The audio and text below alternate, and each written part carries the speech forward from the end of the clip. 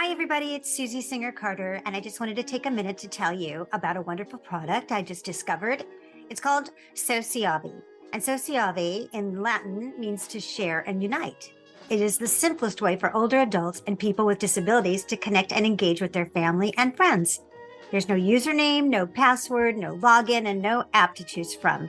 It's just a dedicated device. It's the Sociavi C2M Connect to Me device that's always on and ready to use. And families and caregivers just install the app on their smartphone. And then you can just begin sending photos, videos, and even have live-to-live video chats. And your loved ones, they don't have to do anything. They just love it. And because all of us must fight elder abuse and work together to bring awareness to this issue, Sociavi is supporting my efforts to produce my vital documentary, No Country for Old People. When you subscribe to Sociavi for your loved ones, they will donate the payments received, and you can help us reach our goal while connecting with your loved ones in the simplest way. Sociavi, connecting generations made simple globally. To learn more, please visit their website at www.sociavi.com. And when choosing the payments, select the annual subscription. The proceeds will go to help the production of our documentary, No Country for Old People, and I thank you so much.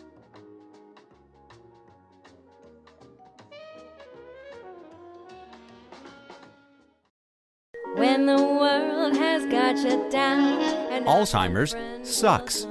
It's an equal opportunity disease that chips away at everything we hold dear. And to date, there's no cure. So until there is, we continue to fight with the most powerful tool in our arsenal, love.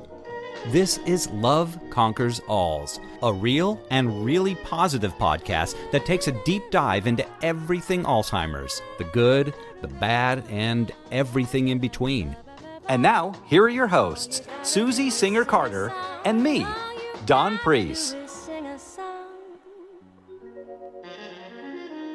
Hello, I'm Susie Singer-Carter. And I'm Don Priest, and this is Love Conquers Alls. Hello, Susan.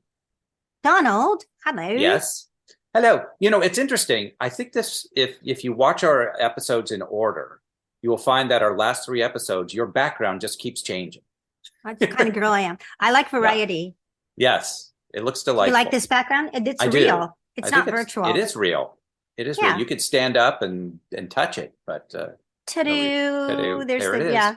And Yeah. I've put our illustrious awards. Do you see Look at our that. awards? Fabulous. And the My Mom and the Girl poster. My mom and the girl poster over there. And delightful pictures. I have behind me have a mirror and a lamp. And a bathroom door. A bathroom door, and then a little picture there, I think. So mine's not as exciting as yours. That's How okay. are you? You're exciting. Yeah. I'm good. I'm very good. We're talking about, we're deep in the trenches of the documentary, No Country for Old People. And, more and more and more and more as we're editing, the concept of ageism is at the forefront of all the problems, of every single problem that's going on. It's all occurring because of ageism. Right. It absolutely. I mean, you see it even in, we always talk about, obviously the documentary we're doing right now, No Country for Old People, but you see it in, we're trying to raise money for this. It's the hardest thing we've ever done because the ageism comes and they want to close their eyes to it. They don't want to hear about it. And to me, that's a huge sign of ageism because they feel, oh, it doesn't affect me, or I just don't want to hear about it, blah, blah, blah, la, la, la, la, la. And I think that's so telling, as to what our society looks at the people, who we should be revering and not we don't have to revere them all, because some of them are not. No, only those who are cool.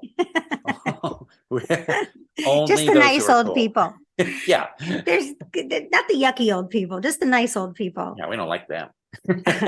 But no, but I'm just saying, like, just do, as I'm organizing all of our research and trying to put this puzzle together, and you keep going, how is this happening? Like, it's so egregious. And you really comes down to the fact that people are just not paying attention to what's going on. And our guest that's coming up today, she's been talking about this for this past decade. She's amazing, and she's, you're going to introduce her, but she is preaching our word and singing to the choir, but doing it much more Eloquently. That's the word. Just like that. Just like that, like Dawn just did. And elegantly too. I think you kind of cross them. Elegantly. Elegantly yes. and eloquently. Both those E words. And so the word you said was a combo. You've created a word, and it's fabulous. That's called a spoonerism. Yes, a Suzerism. A Suzeism. So yeah, so I think so I'm excited to have this guest. I've been following her on Instagram, and I feel like, I felt like she would be so busy not to come on our show, but here she, lo and behold, we have some good karma and got her. So Dawn, without further ado. Today, our guest is Ashton Applewhite. She's a journalist, humorist, TED speaker, and anti-ageism activist who is boldly leading a grassroots movement to raise awareness of ageism and how to dismantle it. She's the author of numerous wonderfully crafted books, including the groundbreaking This Chair Rocks, a Manifesto Against Ageism. The Washington Post calls it one of the 100 best books to read at every age, and Forbes raves about it, says, one of the top 10 books to help you foster a more diverse and inclusive workspace. And you know what? It's also a great fun read. Ashton is also the co-founder of the Old School Ageism Clearinghouse, which provides free anti-ageism educational resources. And on her enlightening blog, Yo, Is This Ageist?, she deftly answers questions submitted by readers about everyday instances of ageism. The Decade of Healthy Aging, a collaboration between the United Nations and the World Health Organization, recently named her one of the Healthy Aging 50, a group of leaders transforming the world to be a better place in which to grow older. Inspiring and empowering, Ashton Applewhite truly wants the world to know it's time for age pride. And we are proud to have her with us today. So please join us in welcoming Ashton Applewhite. Hello, Ashton. Hi. Hi, Ashton. So happy to have you here.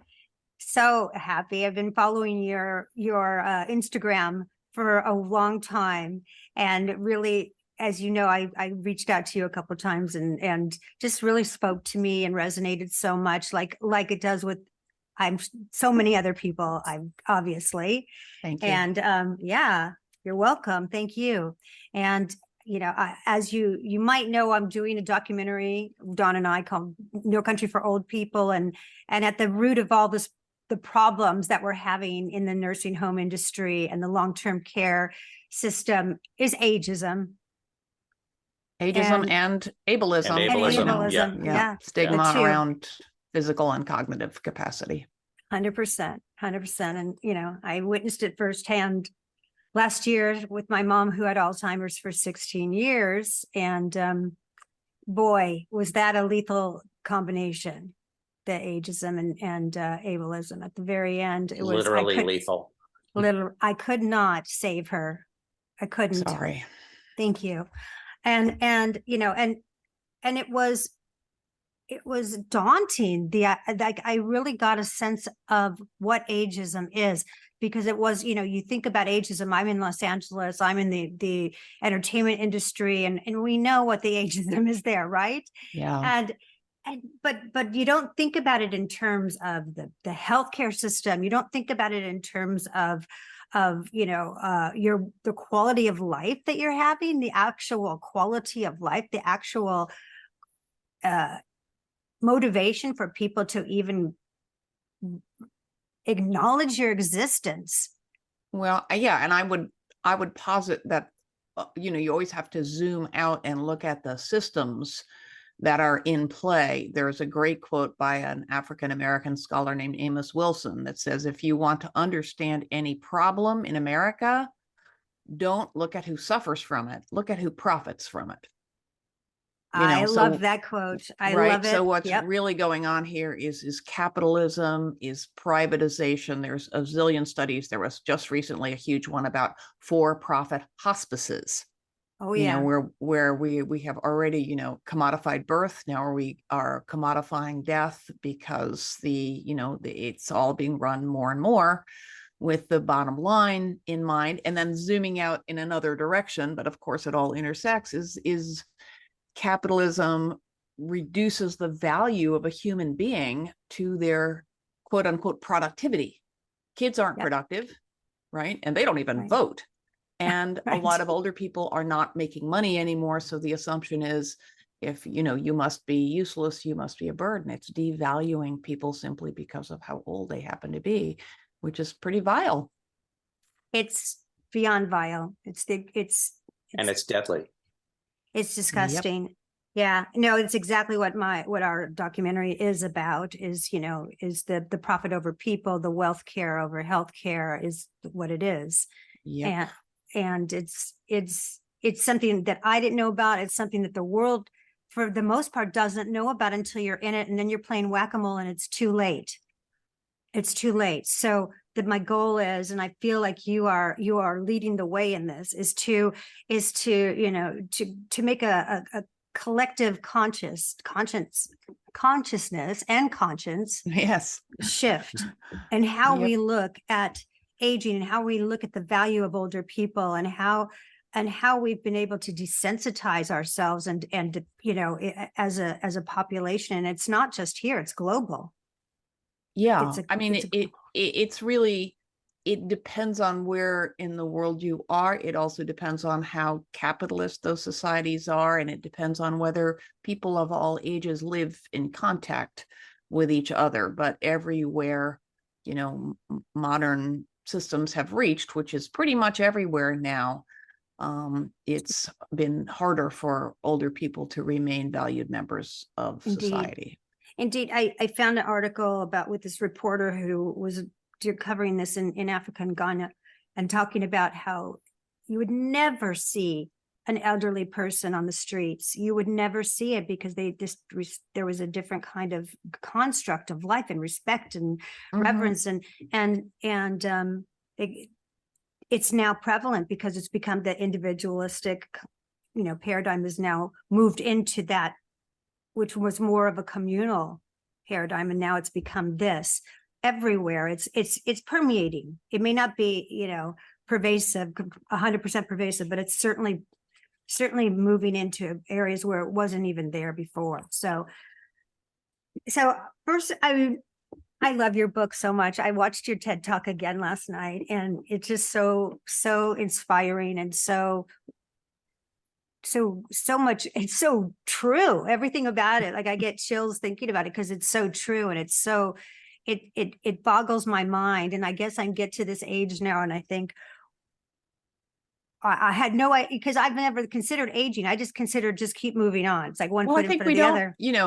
I don't think it's all ageism. I think it's hard to imagine being old, especially we age slowly. I mean, I remember being a kid and thinking like, well, why are those people just sitting in chairs? Why would you sit when you could run, right? And so on. So it is hard to imagine our futures as species. We are not good at, Americans have trouble saving, we're not good at it, and we're not culturally incentivized to do so. We are short-sighted, collectively at considerable cost. But another reason we don't think about it is because we tend to think, instantly like, ooh, ick, it's all going to be awful. The really fun thing, since it's been sort of a gloomy discussion so far, but I will say that if you had told me 15 years ago I would be fascinated by aging, I would have said, ooh, why do I want to think about something sad and depressing that old people do? And aging is not what old people do. Aging is a journey that we embark upon the minute we are born, right? And for a generalist like me, it connects to every aspect of being human. It connects to every domain of study, from, maybe not like astrophysics, but, philosophy, economics, biology, psychology. And, you made me think of this because you say you don't want to think about it. We don't think about it much, but the more you think about it, the more interesting it is, and the less fear it holds. partly because our fears are so huge.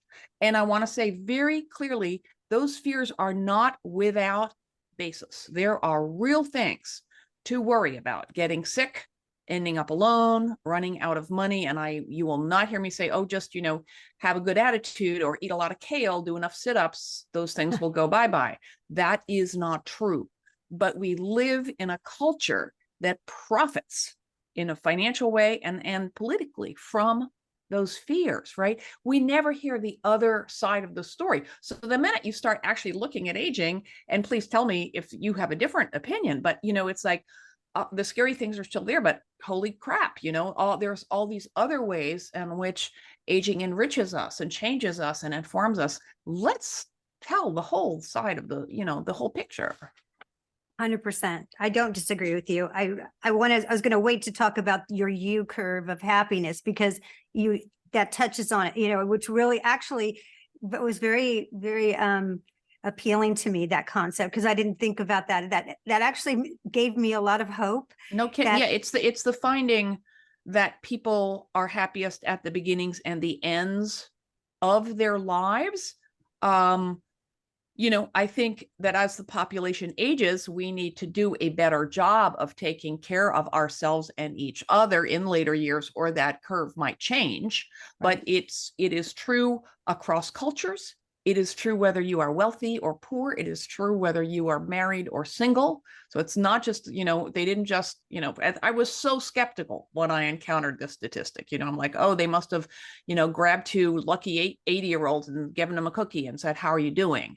And it is a function of the way aging itself affects the healthy brain. And this is despite living in a society that has a lot of negative messages about getting older. So, when I remind my friends in their 50s, I say, this is the trough. This is where you are juggling maximum responsibilities, maximum career responsibilities, teenagers driving you crazy, et cetera, et cetera. And one of the things that makes midlife so hard is the presumption, because of ageism, that, if it sucks now, it's just going to get worse. And it doesn't get worse, it gets better. I think that is the perception, is that, we're all going to end up, infirmed, lying in a bed, suffering. And according to the statistics you show, that's not necessarily the case. Not even remotely. I mean, don't take it from me. Take it from, I think most people's darkest fear is dementia. And Alzheimer's is only one type of dementia, but it is the most common. And go, to the Alzheimer's Association website. 1 in 10 Americans, they estimate, it ends up with Alzheimer's. That's a lot of people. It's a terrible disease. Yep. But speaking of the other side of the story, you never hear that rates of Alzheimer's are declining, which they are, and that people are being diagnosed at later ages. Again, not to poo-poo it. There's more older people, so there are more cases, but the odds of you or me being diagnosed with Alzheimer's have gotten lower. And yes, 1 out of 10 is a lot of people. But if you look at a curve, the incidence and age is the greatest risk factor. Absolutely. Again, I don't want to soft pedal that, but the older you are, the greater the risk. Most of those people are in their 80s and 90s. So the effect on most of us, most of the way, is minimal, right? And our fears make us more vulnerable to exactly what we fear. I mean, I'll just cite one study. There's more and more data. And when I started thinking about this, I could not say ageism makes you sick. And now I can. There's all sorts of data. And by the way, if you don't want to buy my book, I've been writing out loud, thinking out loud about this on my blog, thischairrocks.com/blog. So search health, search Alzheimer's, search for Levy, because most of the research has been done by a Yale psychologist and epidemiologist named Becca Levy. And one of her studies shows that people who have, she says, a more positive attitude towards aging. I like to say a more accurate attitude, because I don't want to ever seem to be like cherry picking the happy stuff. People with a more accurate attitude towards aging are less likely to get Alzheimer's, wait for it, even if they have the gene that predisposes them to the disease. And her latest study shows that it can reverse mild cognitive decline, having positive, accurate age beliefs. Reverse. She's a really cautious scientist. She That's has amazing. the data.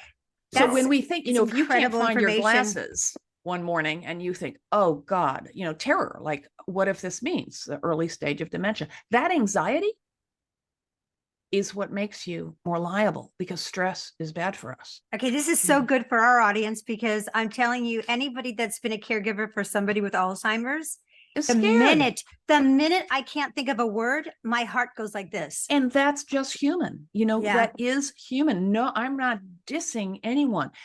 About 20% of the population escapes cognitive decline entirely. Physical decline is inevitable. Some part of your body is going to fall apart.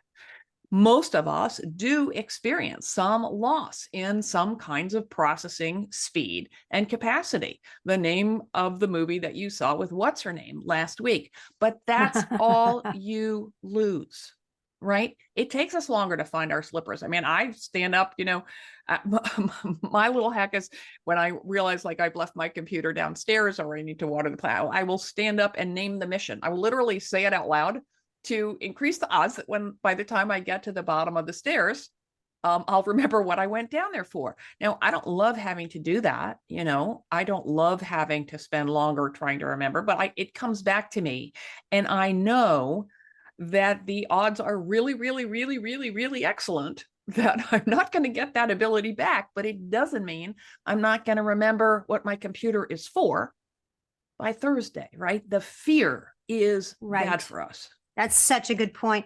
You said in your TED talk, I think it was about I'm 64 and I've got a bad knee, I'm getting old. Well, your other leg doesn't have a bad knee and it's just as old. Exactly. So and I love that if you can frame it like that and keep positive about it, because you're right. There's so much pressure, and not even positive, but accurate. Like accurate, right? Think about, we all have this tendency, no judgment, to blame stuff on how old we are. I'm too old for that. Maybe your knee is too messed up. Maybe you're too lazy. Maybe you're too out of shape. Maybe you're too smart for it. Maybe you did it when you were 50 and you don't need to do it again. It's never about age. It is about physical capacity in that context. And the decline of physical capacity does relate to age. It's not that age is irrelevant. It's that we have to break the habit of saying, oh, this is what young people do. This is what old people do. The whole idea of age appropriate. If the person is like over the age of consent, there's no such thing. Amen. I totally believe that. Okay, I want to scooch back to the beginning now. So, because I just want to frame this for our audience. So, because I'm grasping with this, I'm grasping how to figure out how to do this collective advocacy, as you said, like how can we, because the nursing home crisis is it's broken. Our system is broken, and people, because of ageism, don't look at it because it doesn't affect them yet. But really, my mom's story is everybody's story. It's yours, it's mine, it's Dawn's, it's everybody's. It's the story of someone you care about. Absolutely. We're at one point, we're all going to be a caregiver or need a caregiver. Just that's the way it is. Right. And thinking of it as just an old people's problem, aren't there older people you care about, Yeah. And younger people and too. Younger people you care about, right. Whose lives you would like not to be circumscribed by caring for people is a beautiful, valuable, important part of being human. What makes it a burden is going it alone without support, and under neoliberal capitalism, it's like, it's your problem as an individual, and it shouldn't be. Of course, it's your problem. No one loves your mom more than you do, but should be not just a family issue, but a social issue, right? Where we have systems, because one of the reasons our fears are so great is because there is so little social and political support. No, they're right. No, and what is very, it's performative at best. It is politically and monetarily motivated. There's no oversight. It's just really racked against human rights. Basically, it's to be crude about it, we're warehousing our vulnerable. Yeah. Yeah. I mean, these are human rights, and human rights should not expire with time. Yeah, Yeah. indeed. Can capitalism and care coincide?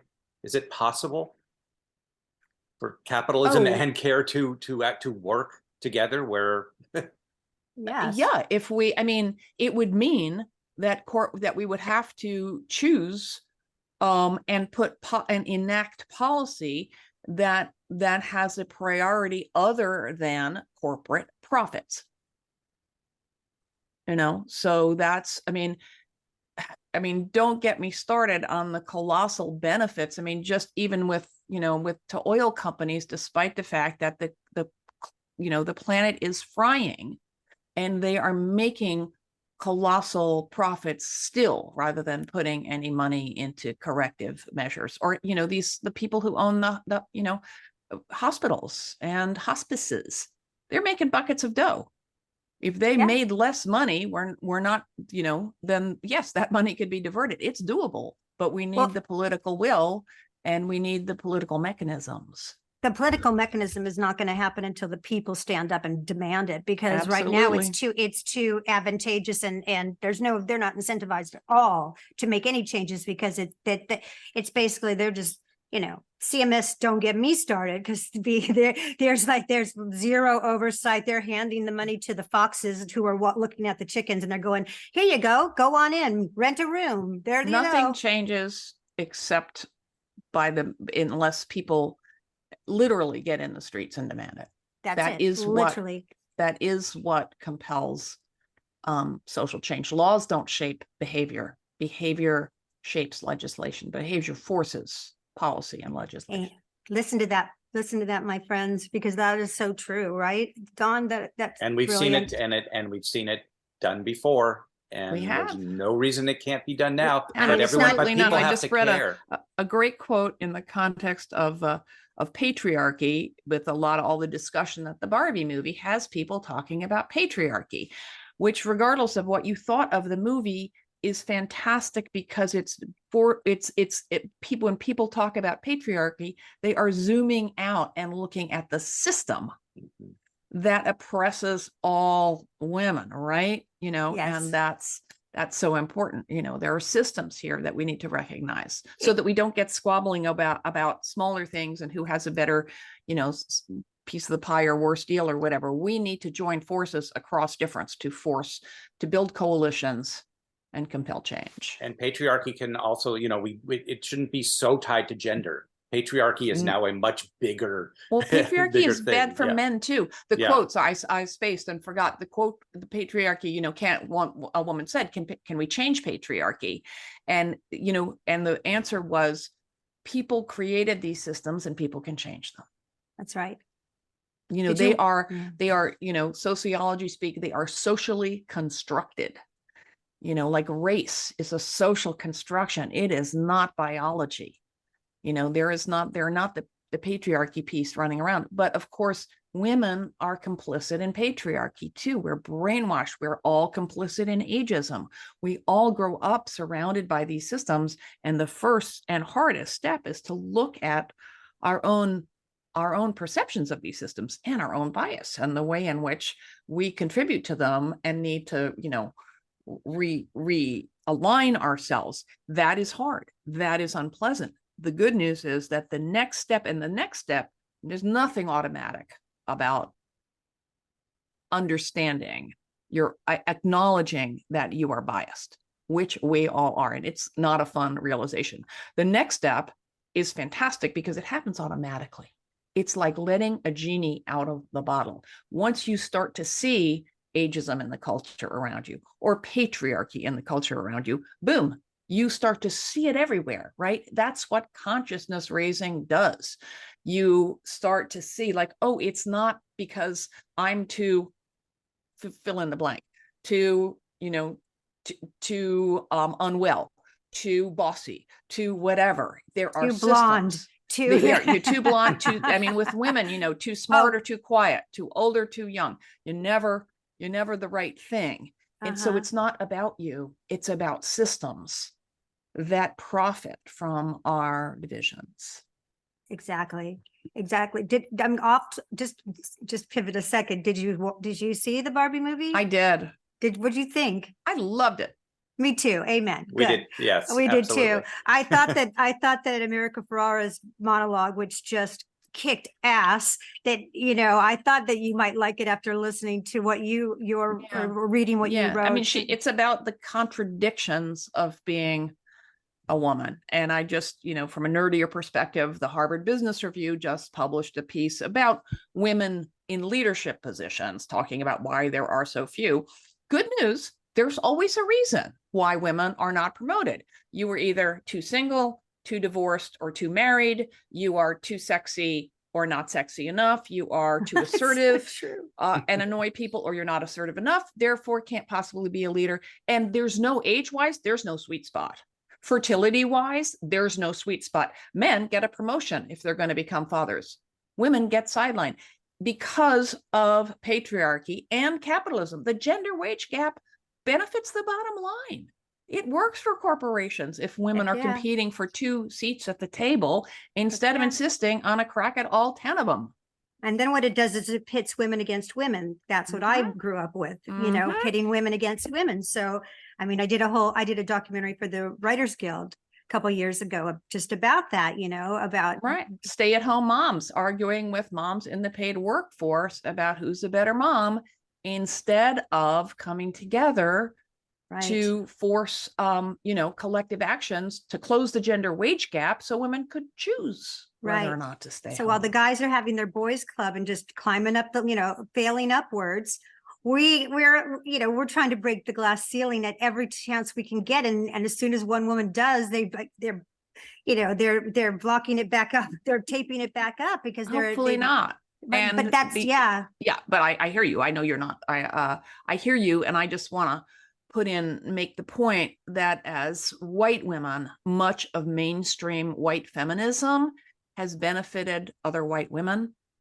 and at the expense of women with disabilities, of women of color, and that we really need to be conscious that the changes that we want to see are done in consultation and collaboration with women who don't look like us, who may have ideas that don't make sense to us or that we don't agree with, but that doesn't make them wrong or not legitimate. And in fact, it makes them especially important because they're missing from the conversation. We need to be aware of that because, if those women with less privilege do not enjoy equity, none of us are free.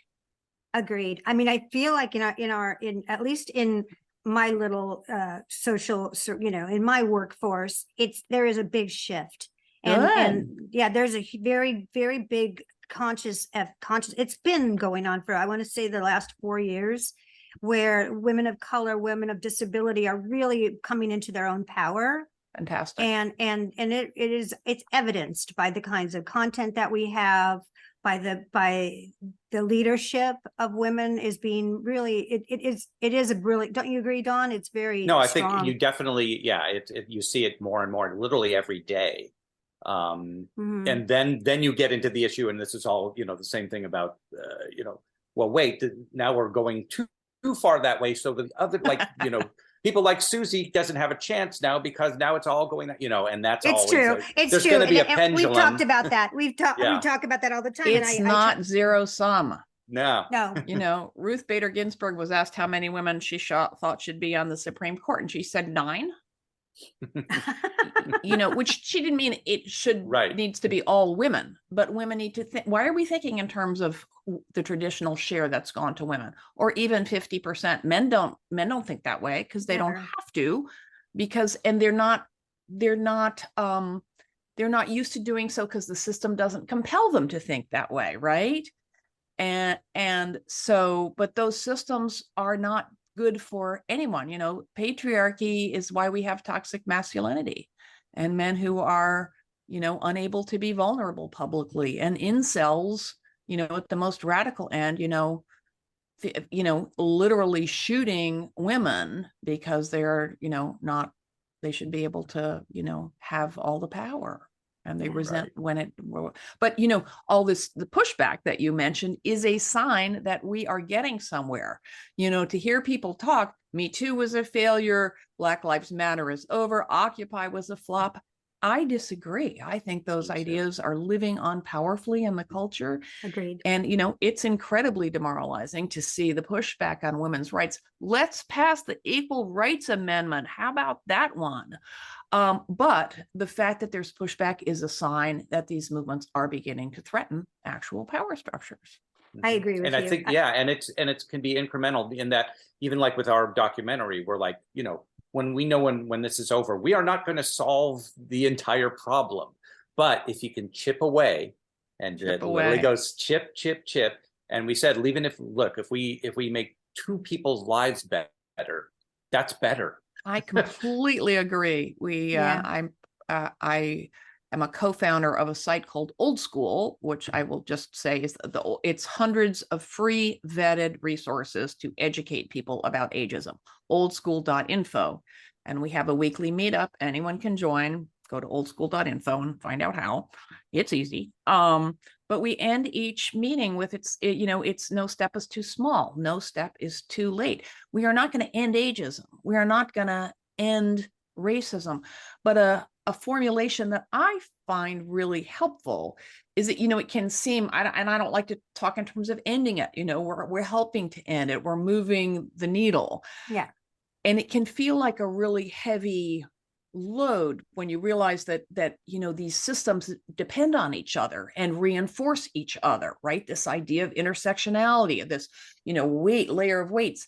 But just exactly what you just said, Don, that when we chip away at any form of prejudice, we chip away at the fear and ignorance that underlie them all. When you are being anti-racist, you are helping end ageism. You are making life better for older people of color. When you chip away at ageism, you are helping everyone, because all people who are lucky, right, and aging should not be a privilege. It should be a right, but it's not because of all these forms of oppression. We're working constantly with the littlest movements to undermine them all. So it's not zero sum. You know, that activism is intersectional also. Yes. I love that. Yeah. And I get never too small. Thank you to remind me that, because, you know, in this world where we're living right now, in the world of healthcare, and you realize that every second that goes by, someone's suffering because of this system that we have created, which really, you have to blame it on ageism, because if everyone in the public knew what was going on and really knew, I mean, we give more grace to pets and children and prisoners, and yet we've got people warehoused and they're suffering. It's torture what's going on. And I'm not exaggerating. I mean, it really is. I mean, I wouldn't want to say we treat prisoners better, but rather than getting into an argument about that, which I know you're with me on this, let's look at the same forces that profit from the prison industrial complex. You know, they are related, which is why the umbrella of capitalism is so useful. Yeah, you're right. You're right. So what are the roots of ageism? Just give us a couple. Where does it all come from? Well, it comes from the culture around us. And I think, we already touched on the fact that it's hard to imagine growing old. This longevity is new. You know, humans in the last 100 years are living everywhere longer than ever before. When average life expectancy in the US at the turn of the 20th century was, I think, 47. So there's a lot more oldness. And in the 20th century, it started to be conceived of as a problem to be solved, which is when retirement villages came into being. It's when nursing homes came into being. It's when Social Security came into being, which has lifted millions and millions of Americans out of poverty. But it also othered older people, and it made it easier to conceive of us as a problem, as an economic burden. So, the answers to all these things are really, really complex. I mean, longevity represents a triumph of public health. Again, the issues are real, because of ableism, because of the loss of physical and cognitive capacity, which is not synonymous with aging. Lots of older people are sharp as a whip and active to the end, but they do relate, right? And because of that, an older population is going to require supports, and that's complicated. And the extreme end of the supports that they need is exactly the subject of your important work and your documentary, right? So we need to acknowledge those things, but we need to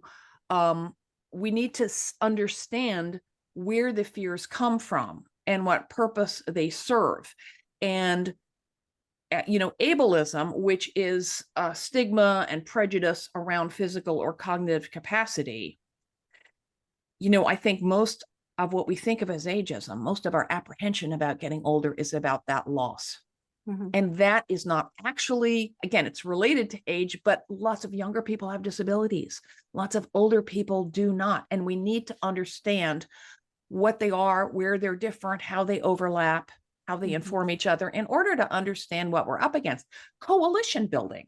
Think, there's a fantastic disability justice movement, mostly led by young queer women of color who identify proudly as disabled, who are doing all sorts of amazing work. Think what we olders who are aging into disability could learn from them about adapting and identifying. And, they could learn a thing or two from us, right? Yeah.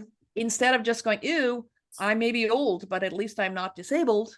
And from the other end, ew, I may be disabled, but at least I'm not old. That's a whole little thing, like people not wanting to use canes and walkers because it makes them look old. And by the way, most of those people are 60, 70, and 80.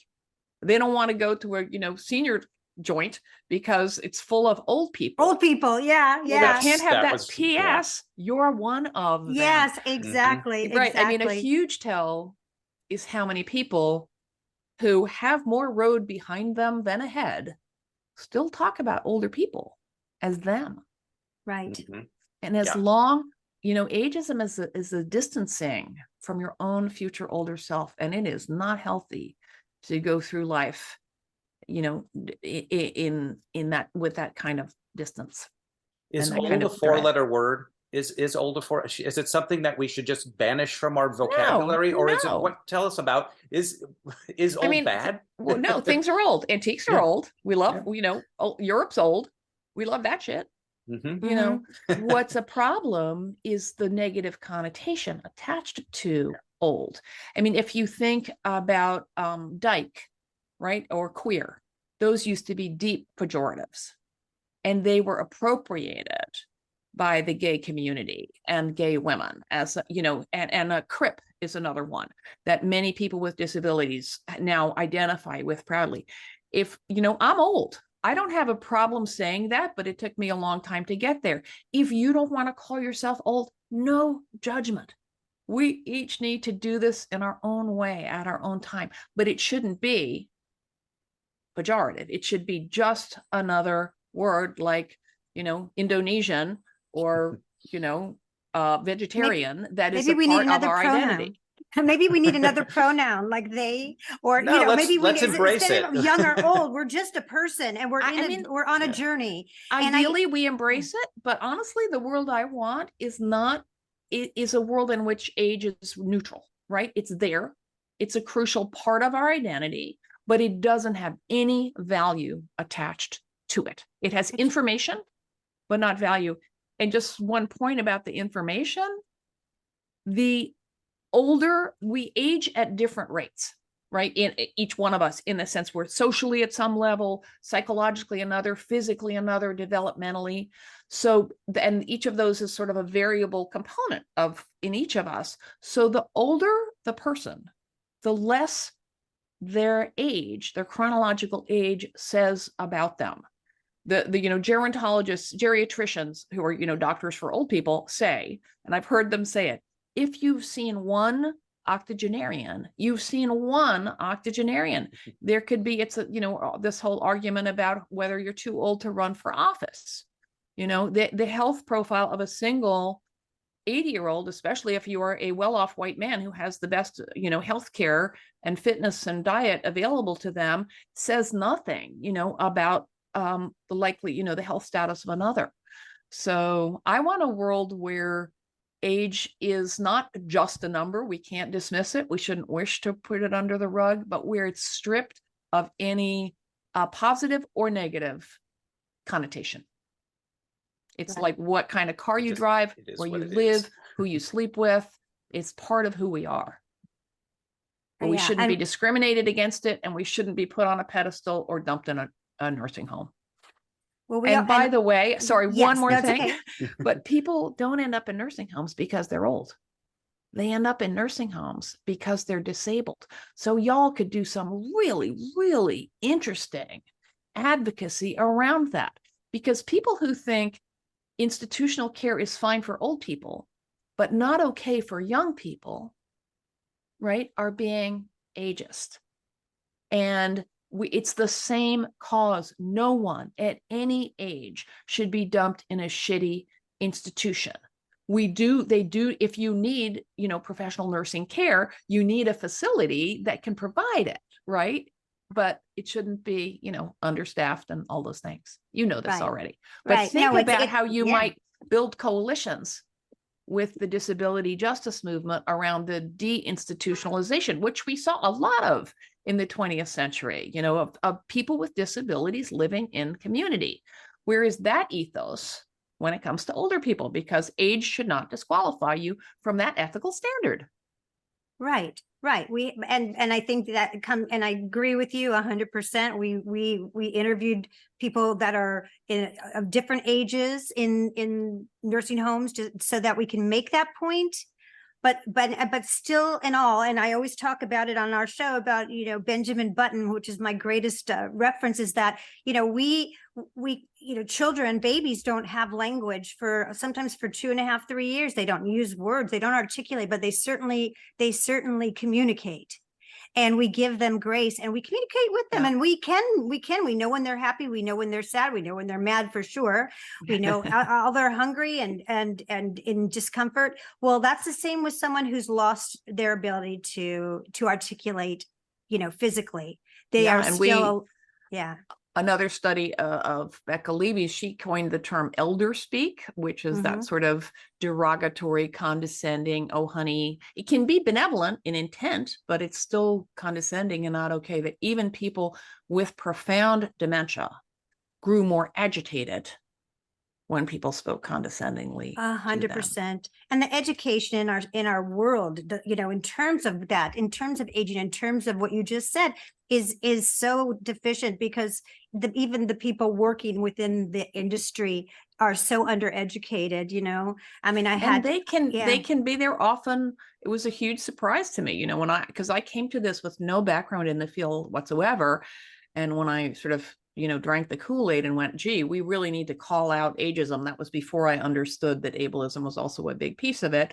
They're going to be so happy to hear from me. Well, not so much, because, and I'd say this with no disrespect at all, the work that people do in nursing homes and other, institutional settings, care in general, is incredibly important and incredibly undervalued. And it is hard.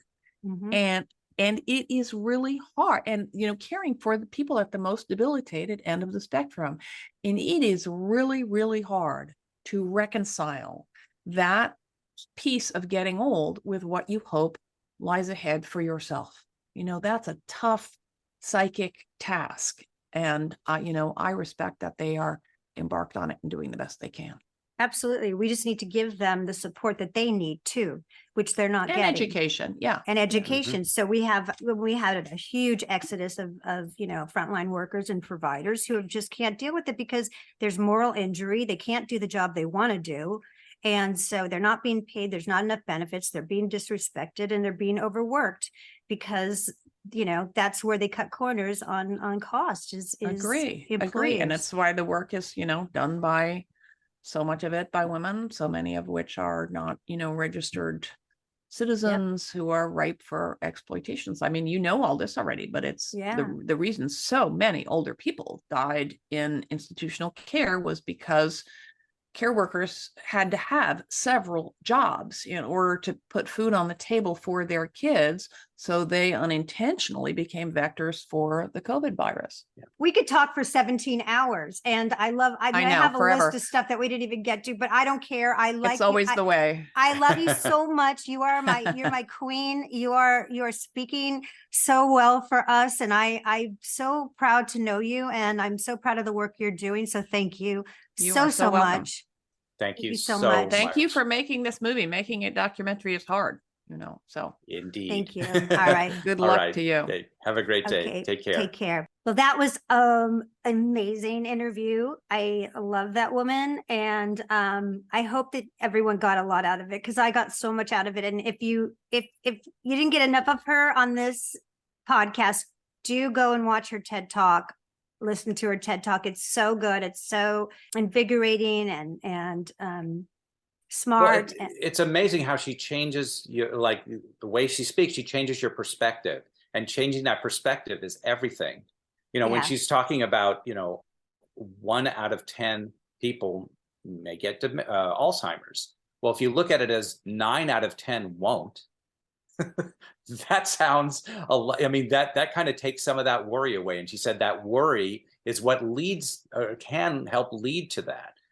So Yeah. if 9 out of 10 adults are worrying about being the 1 out of 10, then I mean, so it's just changing that viewpoint is amazing and everything. And she does it in a way that you just see it right away. I agree. I think that how we view ourselves is always going to impact how we feel, how productive we are, what we put out into the world, and what we attract, right? So if we are feeling negative, we're going to attract negativity. We're going to attract, we may get, we know that our mental state is how it always affects our physical state. That's just a given. So if we're going to stress and lament about some construct that doesn't even relate to us about aging, that's just shooting ourselves in the foot.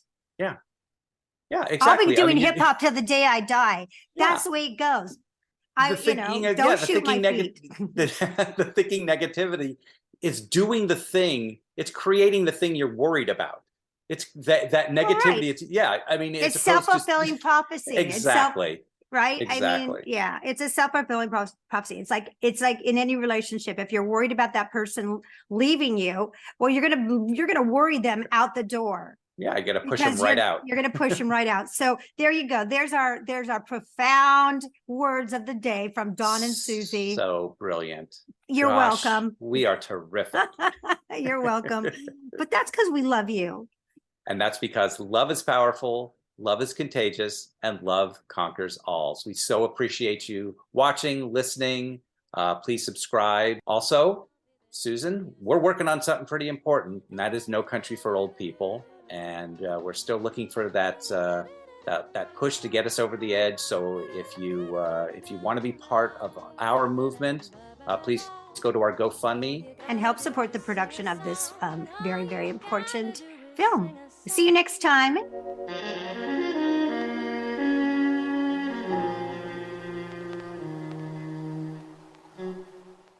Hey, this is Susie Singer-Carter, and I just wanted to take a minute to talk to you about bed sores. I know, but if you're like I was, you probably don't have a clue what a bed sore really is. Most people don't. I mean, no one told me, and I really just assumed it was part of the body that was, like the name says, sore from laying in one position too long. And if you change the position, all better. Wrong. Bed sore is really a euphemism for more appropriate names, such as pressure wound and decubitus ulcer. Unfortunately, I discovered what a bed sore really was when my mom was admitted into the hospital last year with a stage 4 ulcer. That is the worst level.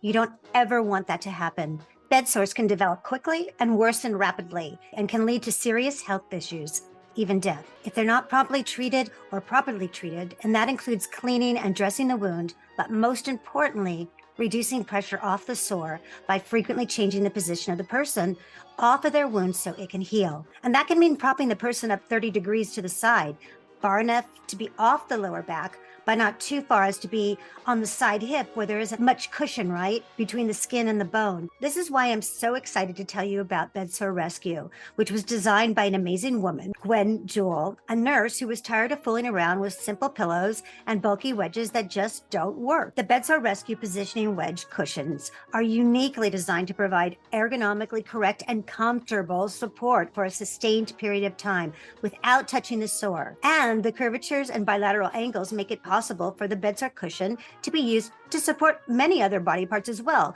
You can float the heels, you can put it under the head, you can put it under the arms, behind the knees, both sides. You can even use it as a breakfast in bed table. The curvatures of the Bedsore Rescue fit the curvatures of your person's body, and it's made to meet all the patient safeties and bed-bound positioning standards for acute and long-term care facilities. I wish I had it for my mom. I really do. So chances are, if you have a loved one in a long-term care facility or at your home, you may become a pressure injury soldier too. But bed sores should never get to stage 4. And one way to ensure that they don't is to make sure that as soon as one begins to develop, you keep the pressure off. You can do that easily with Bedsore Rescue. And you can find Bedsore Rescue and many other pressure solutions online at Jewell Nursing Solutions, home of the patented Bedsore Rescue positioning wedge cushions, pads, and pillows. That's Jewell, Jewell, NursingSolutions.com. And when you use the special code NCFOP, the entire amount of your purchase will go to support our important documentary, No Country for Old People, which chronicles my mother's journey navigating the nursing home long-term care crisis that literally began with an unreported, untreated pressure wound. So take the pressure off yourself and your loved one with the Bedsore Rescue.